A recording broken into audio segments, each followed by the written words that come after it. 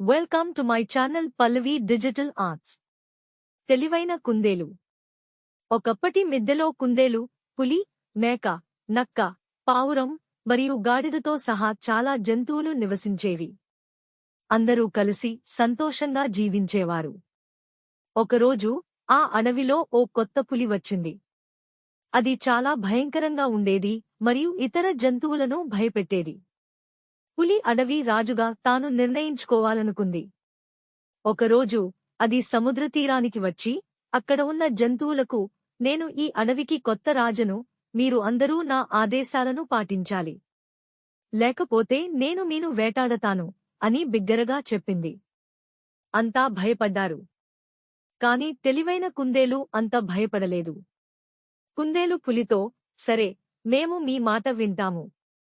కాని మీరు నిజంగా రాజు కాబోయే హక్కు ఉందో లేదో మీరు నిరూపించాలి అని చెప్పింది.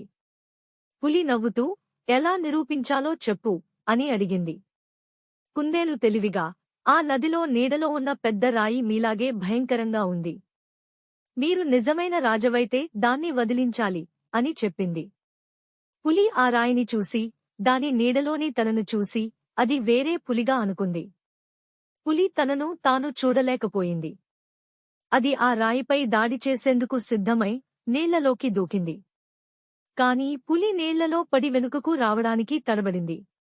అప్పుడు కుందేలు నవ్వుతూ చెప్పింది, స్వీయ భయంతోనే మీరు రాజవో కాదో నిరూపించుకోవాలి.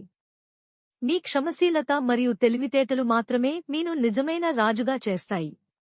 పులి సిగ్గుపడింది మరియు తన తప్పు తెలుసుకుంది. అది అందరి ముందే క్షమాపణలు చెప్పింది మరియు ఎవ్వరిని కూడా భయపెట్టదలుచుకోలేదు.